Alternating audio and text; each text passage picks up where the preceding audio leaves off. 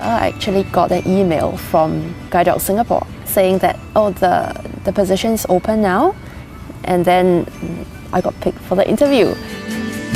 Meet Christina, a guide dog mobility instructor training in Melbourne, Australia.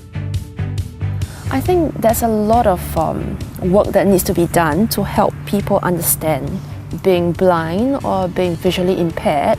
It's more than not being able to see, and it's more than just doing stuff for them, but a lot more to empower them. So it has been interesting to find out about the different eye conditions that they have. A lot of them with the guide dogs. That helps them more confident in stepping out and moving about and getting out of just their neighborhood and getting employment, interaction socially. That helps a lot in their living, in their life. Yeah. As part of her job, Christina gets to work with puppies. Some dogs, if they're older and they're not used to all these sights and sounds, they get really fearful, and I'm like, what's that? I'm not going near that, you know. But these pups at 5, 6, 7, 8 weeks of age, coming in here, looking around and realizing that it's a safe environment that they can explore, they actually get really confident after that. The puppies play with noisy objects to get them used to sudden loud sounds. So even when they're asleep, it's always good to just touch them gently. We don't want to wake them up, but just to get them used to people touching them. And we do that everywhere. We do that to the ears, gently. You just feel them. Just give it a little bit of massage and feel. Sometimes we do get children coming in here as well for the puppy cuddles, just to get them used to children, because I think the interaction with children and adults are quite different. Yeah. Children are pretty fast moving, unpredictable, just like puppies are, and it just helps them to understand that, you know, they're not dangerous and not scary.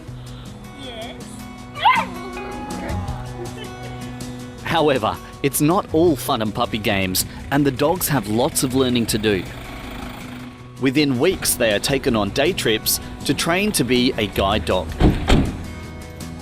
Christina and her fellow training staff take the large pups to a safe neighbourhood and put the dogs in a training harness. We are in the residential neighbourhood as well as the light shopping strip, so it just gets the dogs used to straight line travel and then stopping at curbs. At the same time clearing obstacles, moving as well as stationary obstacles. So this is a pretty simple, straightforward environment with not a lot of distractions. It takes time, it's not immediate. At this stage, we are still very much guiding them and encouraging them to choose the right decisions on their own. Yeah. This early intervention and training program prepares the dogs for assisting the visually impaired in real-world situations. However, there are still some things the visually impaired clients have to consider. The clients are also expected to understand that the dogs are not foolproof, and they have to listen out and have a pretty good understanding that the road is clear, there's no traffic, and to encourage the dogs to move. From the dog's point of view, it's that they are the reinforcer to make sure that there's no sudden cars coming around the corner, and if there is, they're trained to stop. Or if it's a bicycle or something that's pretty silent coming up and the clients don't hear it, if they recognize that it is a dangerous situation, to refuse the command and not move forward. Yeah. A dog is not an automation. It doesn't get you there. You still need to know where you're heading, but the dog is there to help you go through a smoother journey. You don't bump into obstacles, you don't trip over steps, you don't lose your orientation of where you are in space, but you can tell the dog, find the escalator, and the dog leads you to the escalator rather than feeling around and asking the public for it. And I guess another area that I see here is that with a guide dog, people actually comes up to you and speak to you, and that's one way that the visually impaired actually get to interact with other people. It's beyond just themselves in a house or with their family, but they actually get to talk to people. And I think that's very empowering because they feel part of the community. In Australia, guide dogs have become part of everyday life. You'll see them on trains, at concerts, at graduations, and even at sporting events. It just takes more education and more awareness that the dogs are not just pets, but they are there to empower. And more so because in the Southeast Asian region, it's a different culture altogether, a lot of times. Yep.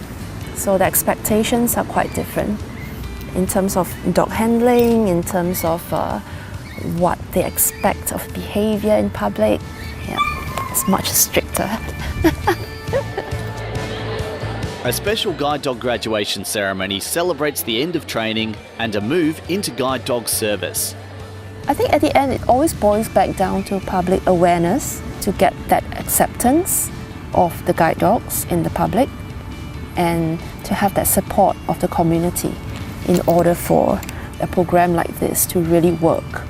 Because it's more than just the clients and their dogs. It's more than just us and the clients. It's really the society accepting that this can empower visually impaired and help them in their daily living. Yeah.